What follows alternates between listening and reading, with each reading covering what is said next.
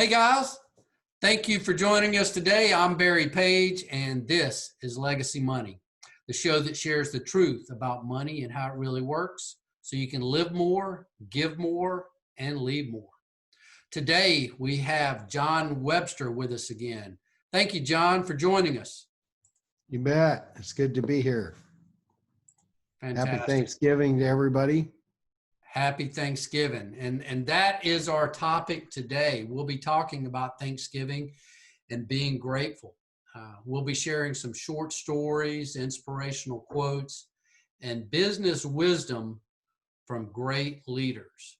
Mm-hmm. So I guess I will get started, and I just wanted to maybe talk to you a little bit about really, people, I think oftentimes we wish or, we ask for the wrong things. In our business, and the name of this show obviously is Legacy Money. And we're going to really dive into that, what it means to leave a legacy. And, money seems to always be the factor. Everybody wants to be rich. I guess I'll just kind of start out with a quote from one of my favorite authors when it comes to money, and that's Robert Kiyosaki. He said, "People say I want to be rich, but the question is, are you willing to do what it takes?" And what does it take? Well, it takes education. It takes financial education. But another one of my favorite authors, Napoleon Hill, said that the greatest attribute to real riches is attitude. So what attitude do we have? Well, my attitude revolves around my faith. And my faith comes from the Word. And God told us the Word is wisdom. And every day I try to read my Bible. I try to discern the words and relate them to my life that we're living in. So that's the first thing that I'm thankful for. And I'm thankful for God's Word. And that's where I put all my faith.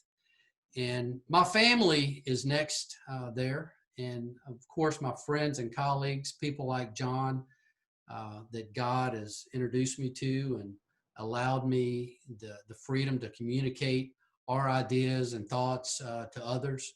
So that's really the main things that we want to discuss today. And you may have heard the term knowledge is wisdom. So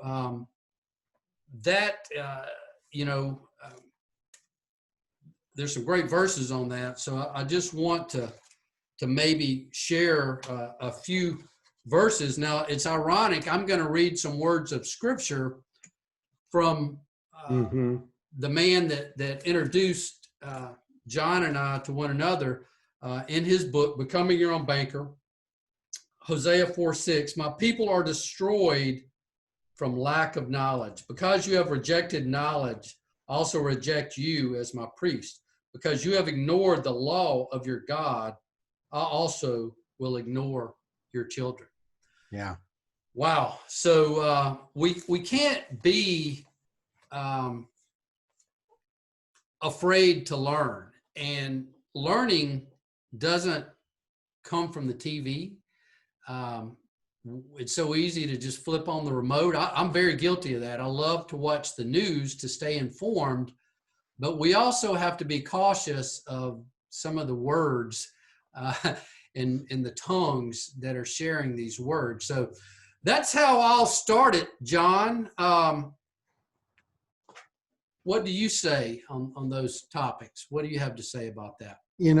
I think you really hit on something, and a key to wisdom is understanding the Word. One of the verses that is one of my favorite verses comes from similar time in the Bible to time that you're sharing about, and that's from Jeremiah 29:11, and a lot of people recognize that verse where God says, "For I know the plans that I have for you, says the Lord.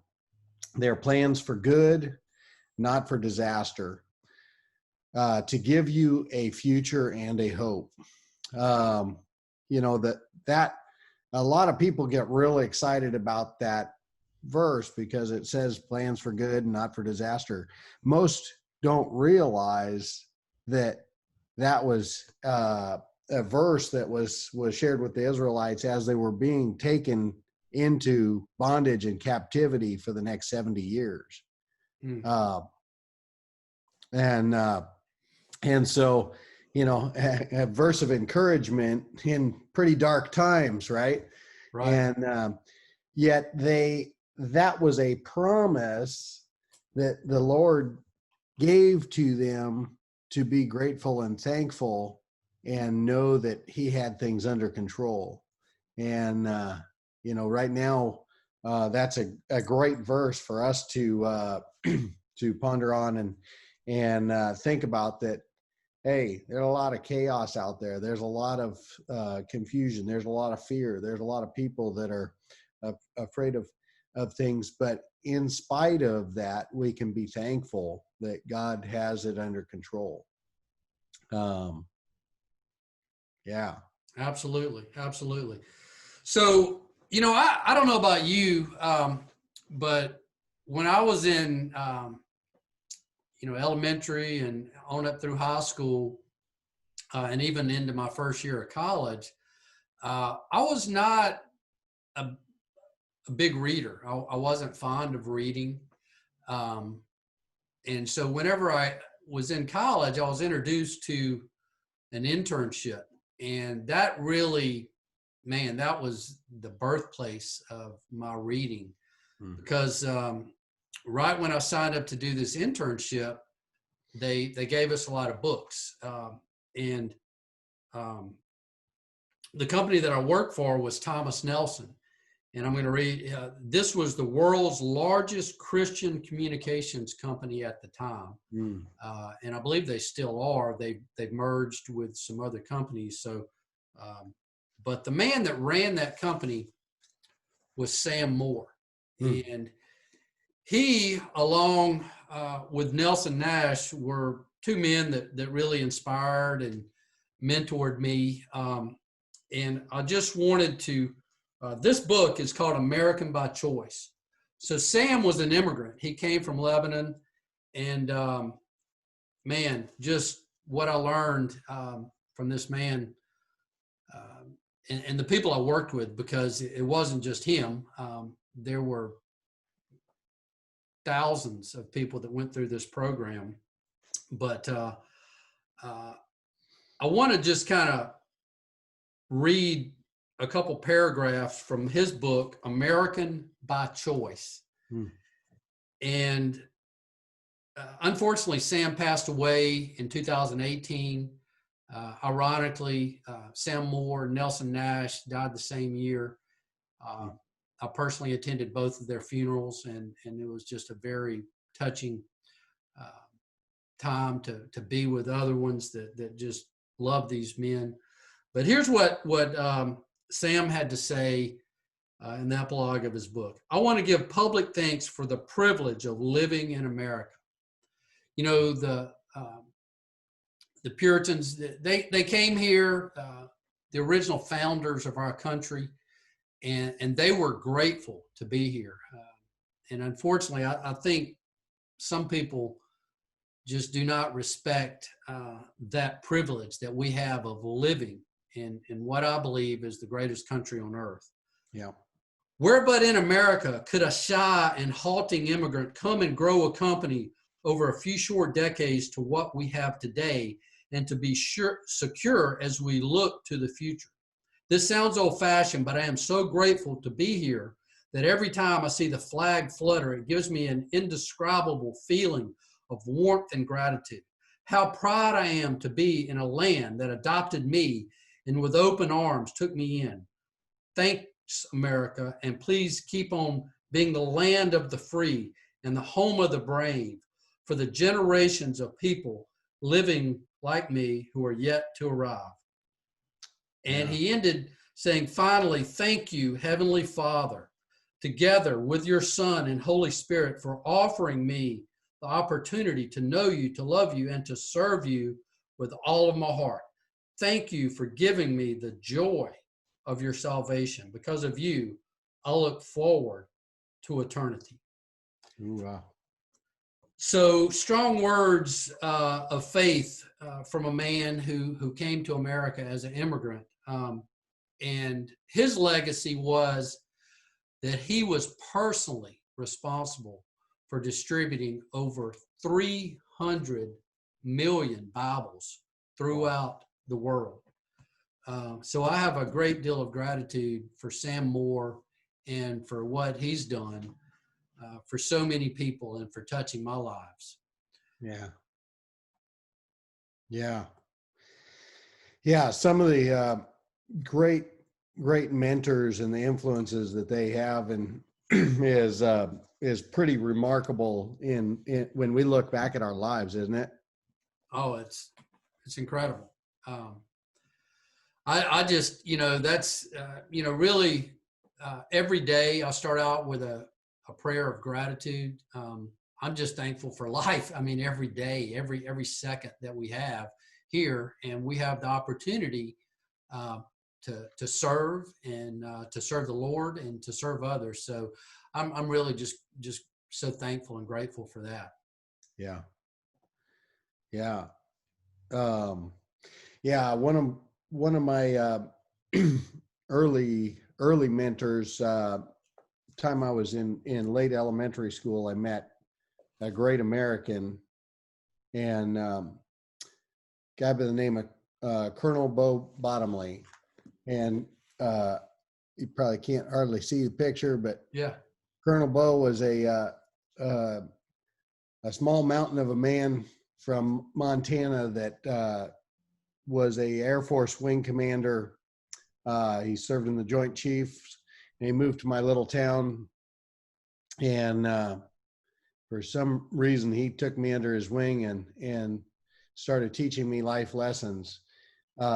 This was one of the great books he wrote, where he shared about being taken as a captive and held for over a year in absolute darkness in a cave as a prisoner of a peaceful time in the world, and he was captured and taken as a prisoner, serving our United States.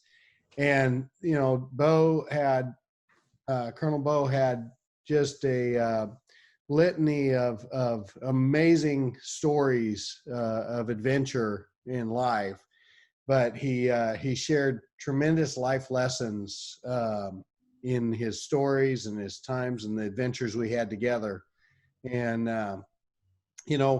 one thing that he shared was that never expect that life is supposed to be fair. But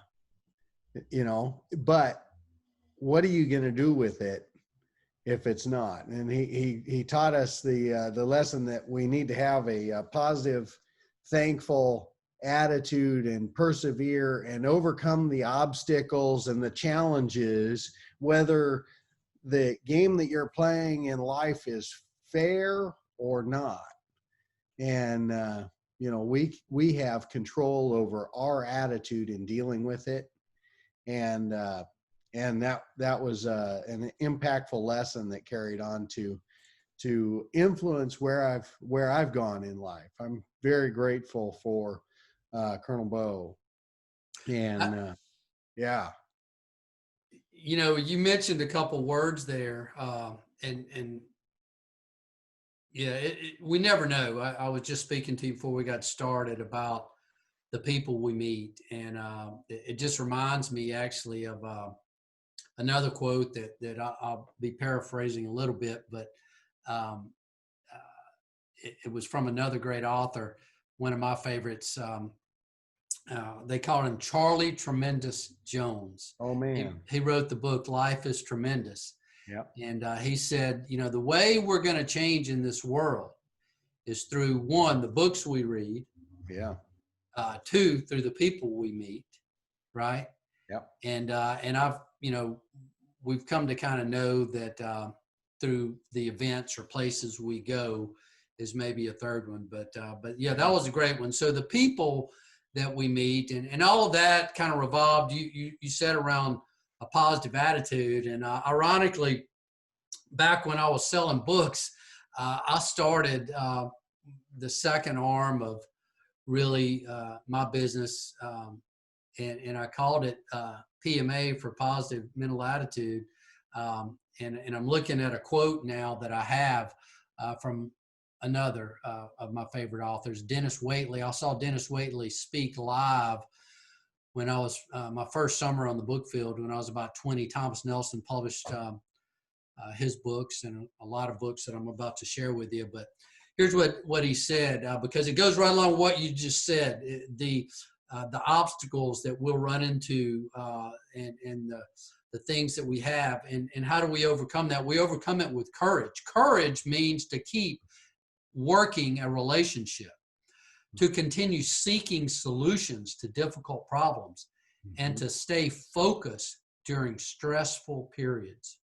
Yeah. So that's from Dennis Waitley. And man, we're definitely experiencing much of that this year.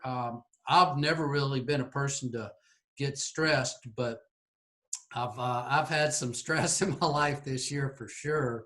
And so we just have to stay focused. We have to have courage. We have to have faith. And so I just really found that to be a great quote from Dennis Waitley. Yeah. Yeah. It's Dennis Waitley is awesome. And there were some old cassette tapes. I don't know, most people don't even remember what those are. I got 8 tracks, buddy. Come on now. that I listened to over and over and over. Dennis Waitley, and that guy was a tremendous speaker, enthusiastic, and could really just give you encouragement. And that brings me to think about another of my favorite Bible verses that's always a encouragement in difficult times, and that's Romans 8:28, and I claim it is a promise from God, and he says, and we know that God causes everything to work for good for those who love God and are called according to his purpose. He says all things work together for good for those who are love God and are called according to his purpose. So Webster's paraphrase version of that, because I grew up on a farm, was that when you get mired in the big old pile of manure that you thought, when I was a kid, we used to scrape up all the pile of manure. And the one day I go out there and it was cold winter morning and we're doing our chores, and I decide there's this manure pile, it's frozen. So I'm just going to walk right over the top of this thing in my rubber boots. Right. And, in about the middle, it wasn't as frozen as I thought it was. And I was down just about leg deep in the manure, and my boots wouldn't come out with me. That suction, they just stayed right there. And as I think back to that, there are times in life where we get mired in the manure, and we look at everything going on around us, and it seems to really stink, right? And it seems bad. But Webster's paraphrase version of Romans 8:28 is that in those times, we can claim God's promise that he can use all that manure in our life as fertilizer to grow a great harvest. And we used to haul that manure from the animal pens to the gardens and spread it. every year we'd spread it. And Mom always had a great garden, great produce. Why was that? Well, because we had an unlimited source of manure. I mean, that's what really did it. But sometimes we need to change our viewpoint on where we're at. We need to keep that courage, that faith, and we need to understand that God's going to use all this crap as fertilizer to grow a great harvest in our life and claim that promise. That's a good story. It reminds me of the little boy in the room. Do you know that story? Yeah. Yeah. So, but I'll pass on that one today. They'll save that one for another time. I did want to share another great book. I'm going to share some great books with you here. This one's a world famous classic, The Acres of Diamonds by Russell Conwell. And in case there's, I know there's ladies out there that may be watching this, and we a lot of men that we're sharing their knowledge here, but I wanted to hopefully encourage you.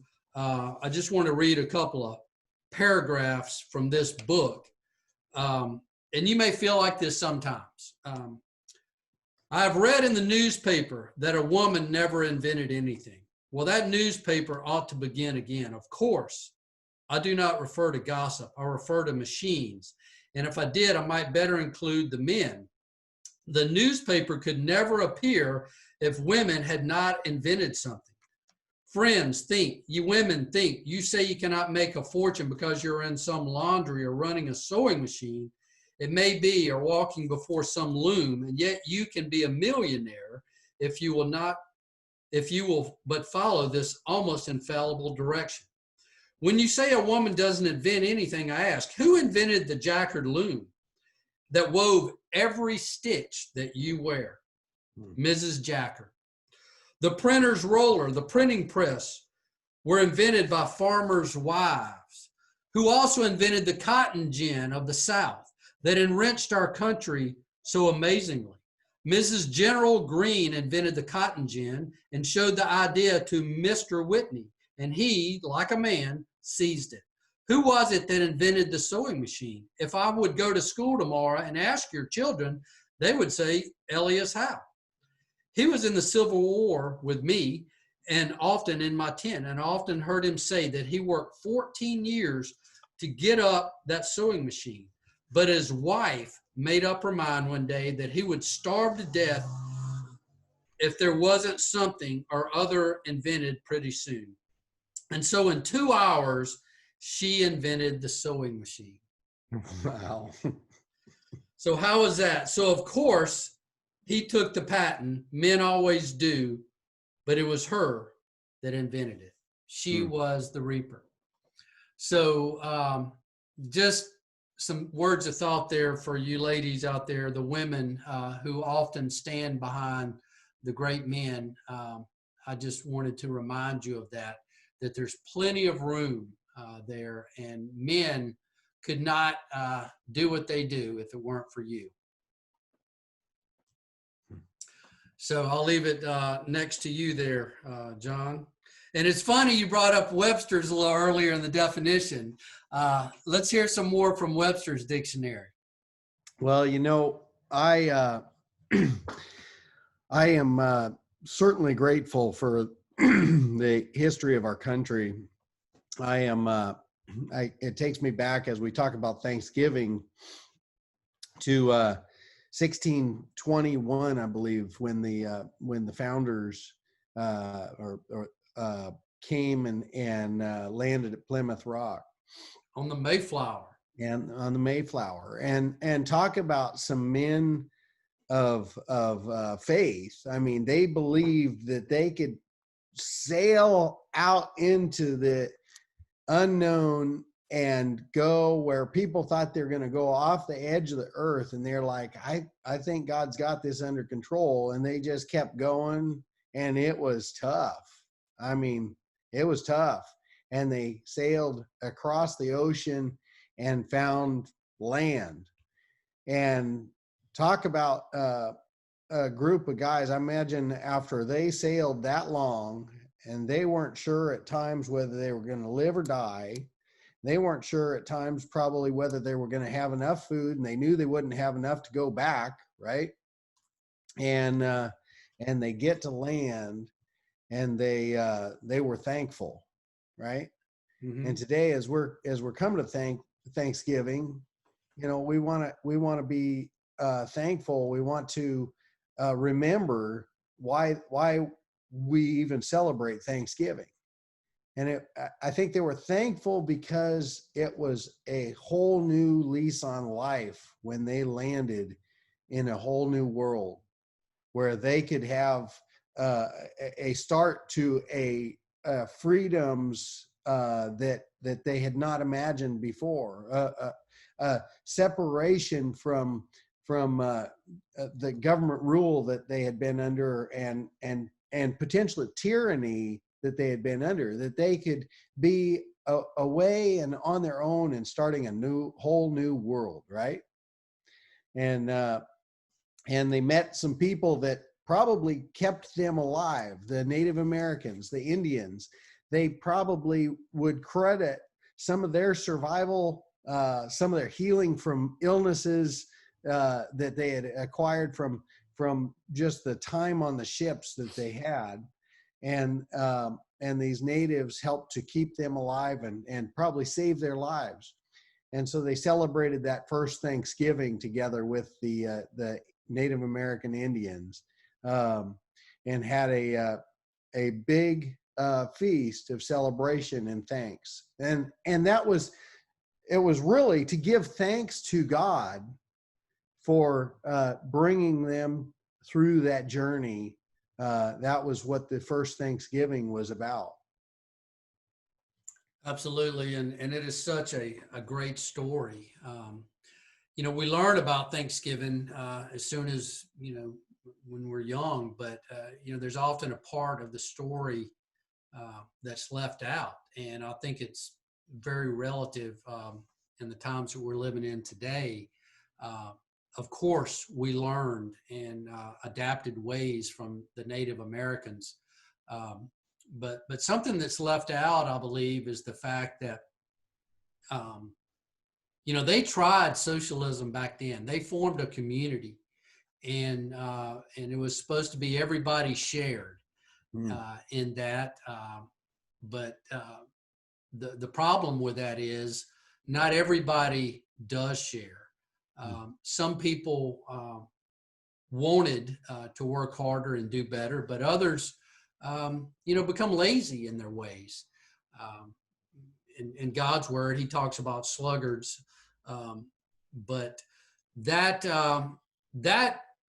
ultimately failed, and that was really the first trial of socialism in America. And afterwards, these men became capitalists, and that's what's made our country great today, is that freedom that you talk about, the freedom to earn a profit on your own without having to, you know, go through the formal education taught by the state, the government, to learn on your own, self-education, and to earn a profit from your hard work.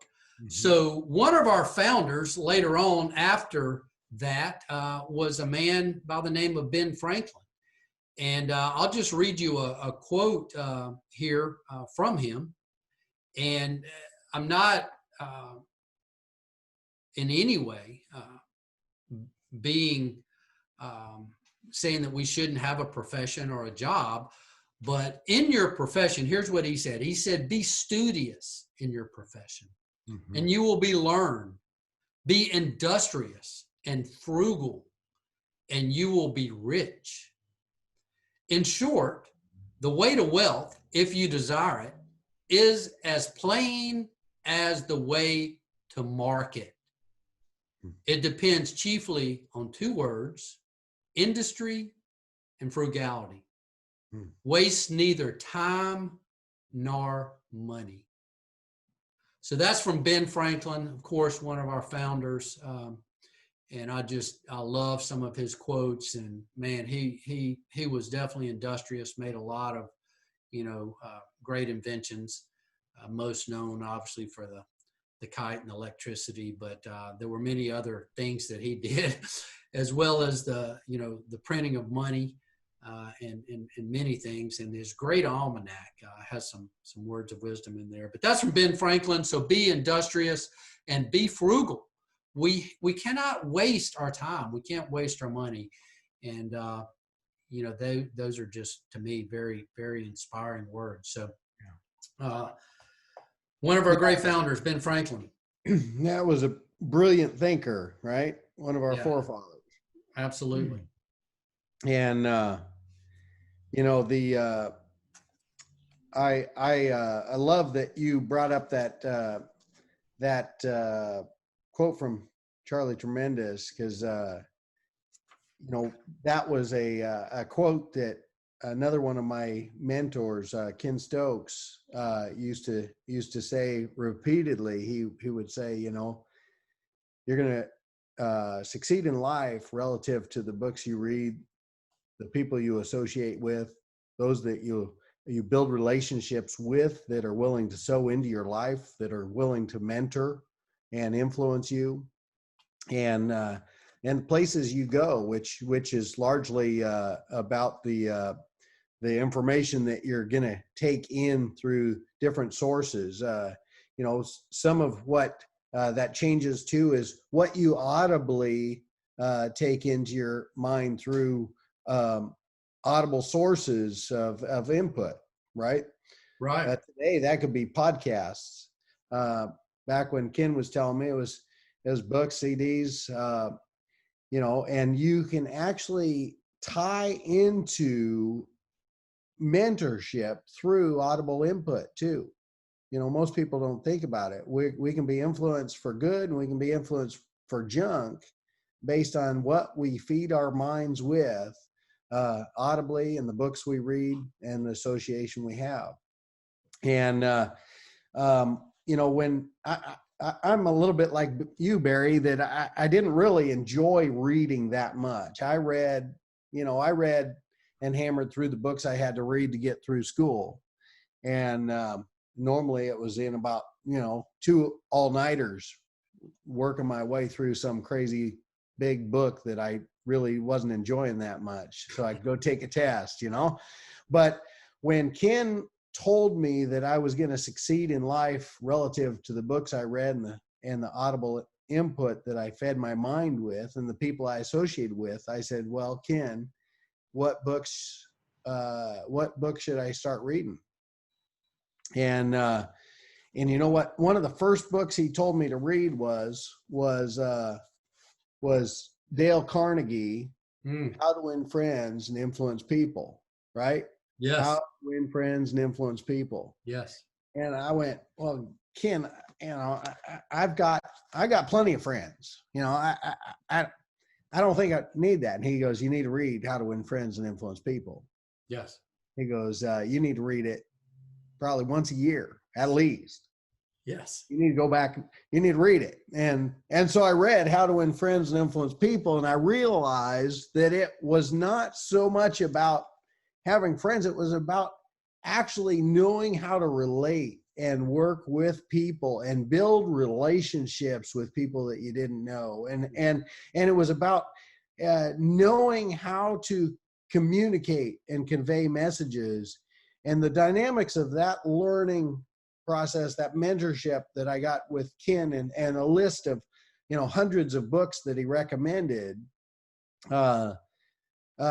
put me on a path to completely change the dynamics of my life. And for that, I am very thankful and very grateful. There's pieces in How to Win Friends and Influence People that, chapters like the 7 rules for making your home life happier. Well, that might be important, right? Everybody wants to be happy, right? Yeah. And it teaches you how to do things right and how to do things wrong. I mean, he's got a chapter on how to dig your marital grave in the quickest possible way. You don't want to do that, right? You know, we go through life and you know, before I met Ken, I'd had success and I'd had failures. Yeah. Right. I had failures in ways that I never imagined that I would go through. But the power of mentorship, the influence of just someone wise giving you counsel and telling you to read this book, it'll change your life. I'm thankful and grateful for that. Yes. It's you know, that book, How to Win Friends and Influence People by Dale Carnegie, was also one of the books that I was introduced to when I got into the book business. And I don't know if you know this, but that's the #2 selling book of all time. Wow. You've got an old copy there. You know what the #1 selling book is, don't you? The Bible. There you go. That's the greatest handbook for success in the world. Yeah. And that leads me to another person that was known to be a genius. And his name was Thomas Alva. Alva was also a great skateboarder. Thomas Alva Edison. So Thomas Edison was known to be a genius, but he only had a 3rd grade education. Wow. What he was a great leader and a great thinker. Here's what he had to say. Grouches are nearly always pinheads, small men who have never made any effort to improve their mental capacity. The brain can be developed just the same as the muscles can be developed if one will only take the pains to train the mind to think. Why do so many people never amount to anything? Because they don't think. There is no expedient to which a man will not resort to avoid the real labor of thinking. And of course, Edison, it took him, you mentioned the word failure earlier. He had to fail 10,000 times before he invented the light bulb. Wow. Yeah. Here's what he said. The brain that isn't used rusts. The brain that is used responds. The man who doesn't make up his mind to cultivate the habit of thinking misses the greatest pleasure in life. Wow. So strong words from a man that really, you know, has given us the opportunity here to have this conversation, this meeting, you know, that took light. And I have to mention another great genius of his same time that you know, we hear his name these days, but I don't think really people know who he is. That was the man who created alternate current. Edison created direct current. That man is Nikola Tesla. So he's most known, Elon Musk, who has created the electronic automobile and just became, I believe I read yesterday, the 2nd, maybe 3rd wealthiest man on earth. So who, of course, uses his name on his vehicle. So just some words of wisdom from Edison. You know, we have to use our mind. We have to think. We have to expand our knowledge, our wisdom. And again, I'll always relate back to the Bible. The word is wisdom. So if you can only read one book, that's the book I would encourage you to read. I heard Ron Paul say, if you can only read one other book, the book you might want to read is The Law by Frederick Bastiat, who will teach you a lot about the state and government. But there's some other great books. Do you have any other great books you wanted to mention, John? Well, I don't know if that comes from it, but talking about thinking, I think you may have Think and Grow Rich on your bookshelf. you know, that's it's all about thinking, and you probably have some great quotes in there to touch on, because you know, it's amazing. You know, I kind of chuckle as you and I pull books off of our bookshelf and start showing them to each other, because you know, when my mentors talked about the books that people read, they said, if you go and you visit the library of many successful people, and you start looking at the books that they have on their bookshelf, many of those books are going to be the same books. And isn't that amazing? I mean, you think about all the millions of books out there. How do you end up with 20, 30 of the same books on many of the successful people's bookshelves? Right. Isn't that neat? It's amazing. It's amazing. Yeah. So there is another book, and you know, we can wrap this up here pretty soon, but a guy that I've listened to a lot, he's long gone, but his name was Jim Rohn. I brought up a quote he had earlier about profits and wages, but this book here, you mentioned Think and Grow Rich. He recommended 2 books that we all should read. Yeah. And he always said, you know, how hard is it to get a hold of these books? Well, it's not too hard. If you say I have no money, well, go to your public library. Yeah. They are there. These books are there. How much is a library card, John? Last I checked, it was probably free. Yeah. Yeah. So most of the cities will just give them to you. It's pretty easy. yeah, and that guy Dale Carnegie that you mentioned earlier, you realize he opened up most of the libraries in our country. He and his brother Andrew. Yeah. Yeah. But he back to Jim Rohn, he mentioned that we should read The Richest Man in Babylon from George Clayson. And there are some principles in this book that everyone should take to heart, but I'll let you find the book and read them yourself if you haven't. Mm-hmm. But there's 2 things that really stand out in the book that aren't, you know, in the principles that I just wanted to share with everyone, because again, this show, Legacy Money, is all about sharing this, and I just want to share something that I don't think we all quite grasp, because you know, the principles that Nelson Nash, of course, taught us, we learned, and that 60% of our wealth is gone before we see it. It goes to taxes, interest, and fees. So every dollar, 60 cents is gone. But here's what I want you to get from George Clayson. He says, a part of all you earn is yours to keep. Mm-hmm. So we have to keep. And if we want to pass that on to the next generation, we have to learn how to make it last. You know, Ben Franklin said we have to be frugal.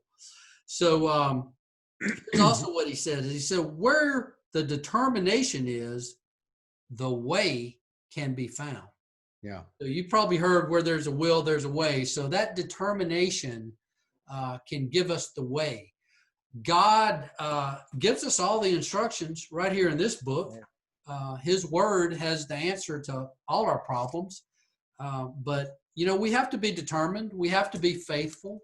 And that oftentimes always falls back on us. We have to have the courage to get through the problems that we are, you know, suffering through. So we have to be determined. And again, I do encourage you to read this book, The Richest Man in Babylon, by George S. Clayson. Now, George Clayson, in The Richest Man in Babylon, he said to pay yourself first. Absolutely. Yeah, right? Those are the principles. That is the first one. Now, I do have to correct him, because he says to pay yourself first, but you're really supposed to pay yourself second. Because Malachi 3:10 says, bring forth the first fruits to the Lord, see if I don't pour down more than you can store up. He says, test me in this and see if I don't pour down more than you can store up. And And so I do correct him in but the first person that you're supposed to pay is to pay yourself as a person first before everyone else. But you're supposed to bring forth first fruits to God. Right. And so giving is a huge part of that. And that, of course, is today's topic, Thanksgiving. Yeah, Thanksgiving. And we want to give back to God what is rightly his, right? He makes all of this possible. But we do have to save. We do have to put aside some money. And what better place than IBC, right, to do that? Absolutely. That's obviously, where we store our wealth. And Nelson's second book, Warehouse of Wealth, if you've read Becoming Your Own Banker, Warehouse of Wealth talks a lot more about that. And that book, boy, it's pretty much straight out of the Bible. There's a lot of great scripture in that book. Give you a pretty good history lesson on the Israelites. And yes. And bondage and slavery. I talk at times with people about history and about slavery. And, our country is one of the greatest countries in the world because it was one of the first countries in the world to actually abolish slavery. Most don't realize that in history. Our country was one of the first countries in the world to abolish slavery. But the other thing that's amazing is, there's a lot of talk about, slavery and reparations. And I go, the crazy thing about slavery is we abolished slavery in the 1800s, right? Yeah. And yet, isn't it odd that most people are still in slavery? They're in voluntary slavery to the banker downtown. They have created a bondage of debt that has put them in voluntary servitude. They're going and trading the same 40 to 60 hours a week that a slave did to his master in order to bring that back and pay their master in servicing debt. And we need to get a country that's back to freedom and setting people free and releasing the captives from that bondage of slavery. Right? Yes, absolutely. And that's what privatized banking is about, is unhooking people from the bondage of debt. Yeah. So controls back in their lives. Yeah, and that segues great into another quote that I have from a great leader, a great businessman, and we all know him for his retail empire, J.C. Penney. He was the son of a Baptist minister, and his first business venture was a butcher. Most people don't know that, but he failed at that job, and then he went on to hotels, liquor stores, dry goods, and eventually started Penny's, a Golden Rule store. So he was a believer. He believed in the Golden Rule, and he insisted no longer to touch alcohol or tobacco, and changed the name, ironically, to J.C. Penney in 1913. That wasn't a very good year, as you know, John. Horrible year. That was the year that the IRS, the taxes as we know them, was created, and also the Federal Reserve. So not a good year, but we know it as a good year for the birth of, I believe Nelson always told the story of Mary's mother, I believe was born that year. So, but here's what, and J.C. Penney, since you're talking about being in bondage to the banks, so J.C. Penney also failed again. His stores were failing during the Great Depression. He had grown to many stores, and unfortunately, many of them, just like today, we're living in this COVID world. where many businesses are closing. So he was faced with that. And the way that he survived through the Great Depression was through banking. He used his life insurance policies to bring his business back. He borrowed against those policies and really helped his stories become what they eventually did. Now, recently they've gone through some changes, because of the economy and maybe poor management, but J.C. Penney is long gone. But what made those stores was through his ability to borrow and not be enslaved to the banks, but in essence to himself. Yeah. Here's what he said, though. It is one thing to desire, and it is another to determine. Mm-hmm. So back to that word determine and will that I mentioned earlier. Those are just as important as anything. We have to be able to determine we're going to do something.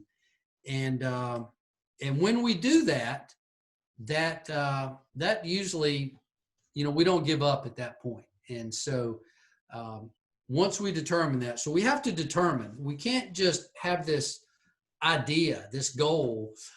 We have to determine that we're going to do something if we really want to accomplish that goal. So just some words of wisdom from J.C. Penney. So pass it back to you, John. So last week I had a short history lesson with Rick Green from Patriot Academy, and it was interesting that I learned that the two of the worst amendments to the Constitution were both formed in 1913, and that's the 16th and the 17th Amendment to the Constitution. And one had to do with taxes. Bad year. Yeah. And the other had to do with how our senators are chosen. Right. And he said that those were two of the worst amendments to the Constitution ever.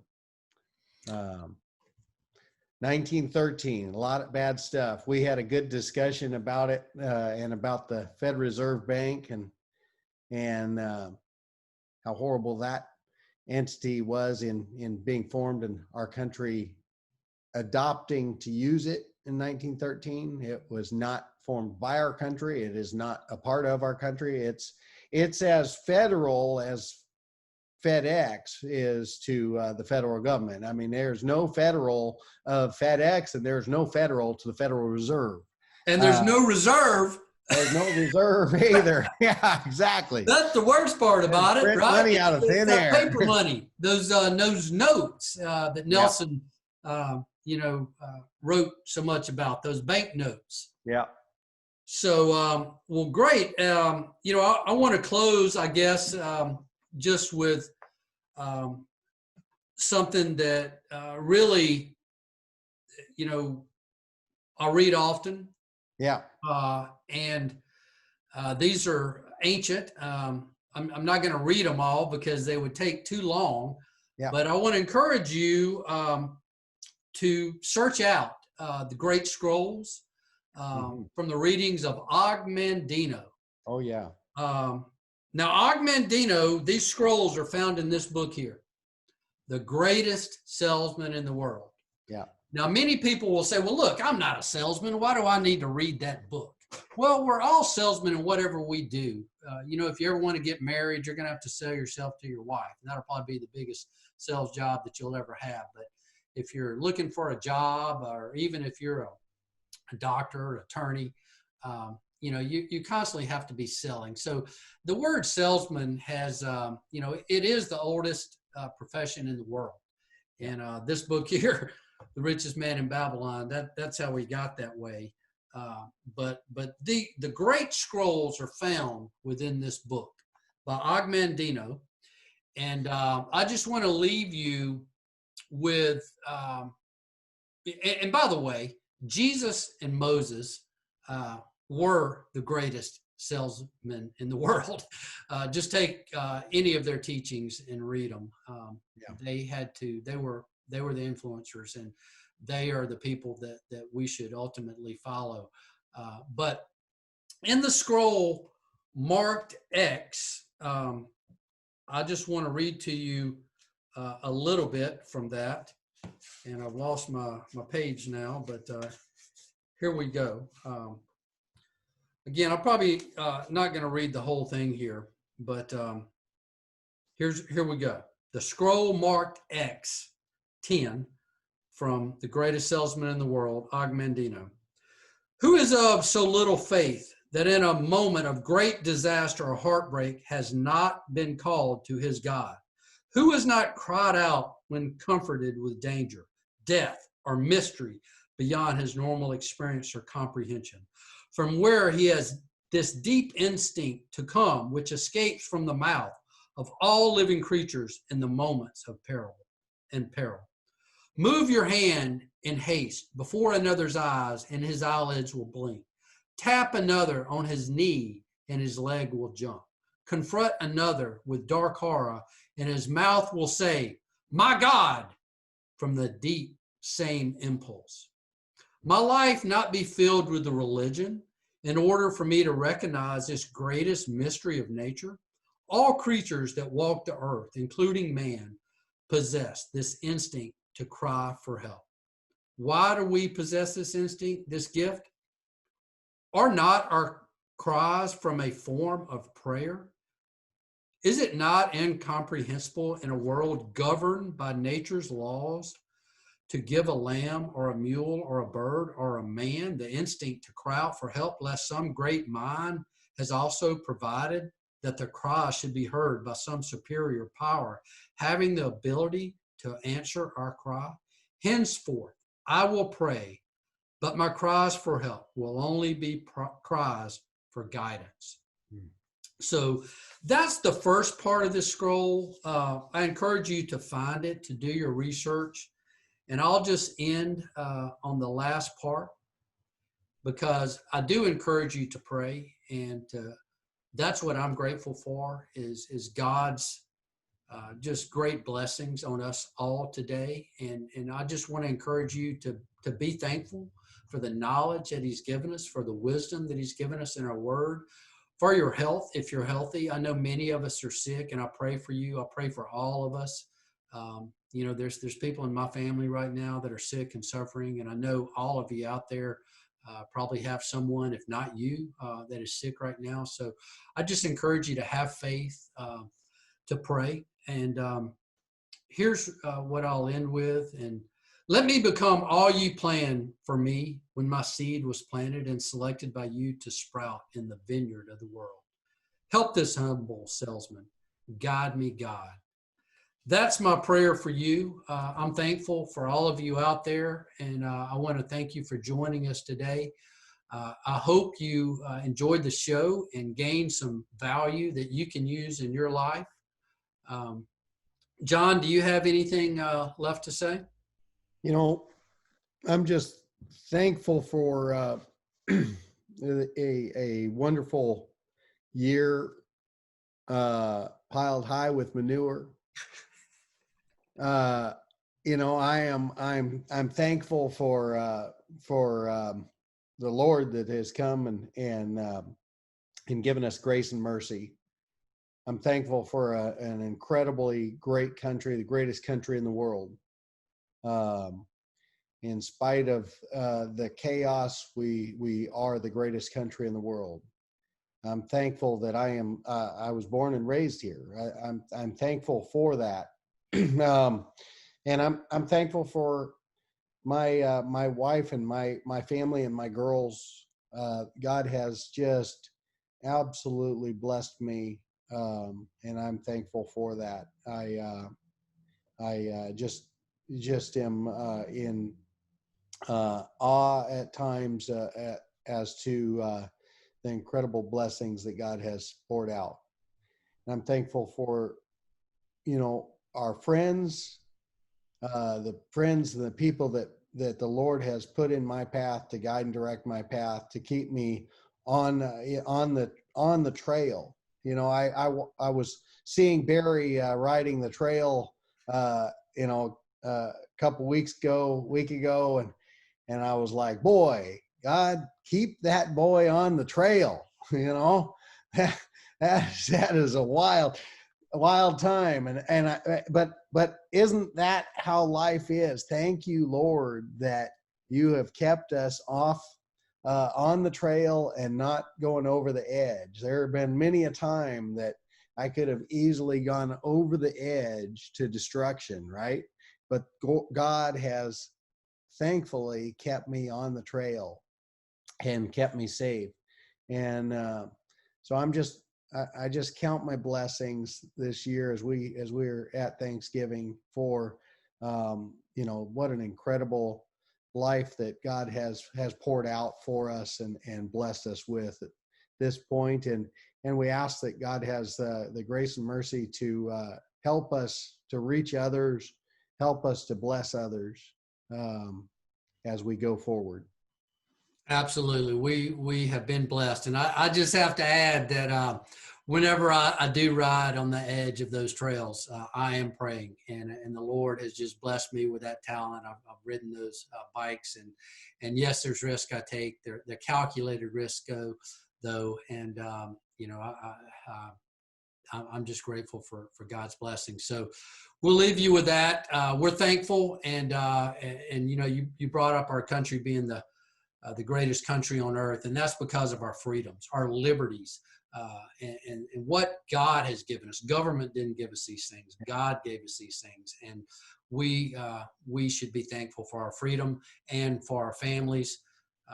You know, some countries, you know, they don't want you to have families, and many people here in this country don't want us to cling to our families. So this Thanksgiving, just be grateful for your family, whether or not you can be with them or not.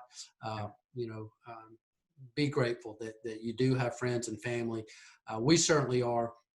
And we're grateful for you. We're thankful that you joined us today. Be sure to subscribe to our channel, Legacy Money. And if you haven't already, just click the little bell and you'll be notified when we do have new videos. And if we can help you in any way, just schedule a time. You can use the links in the notes of this video and podcast. And we'll look forward to seeing you on the next show. Thanks again. Y'all have a happy Thanksgiving, and we're grateful for you and all that you do. Have a great day.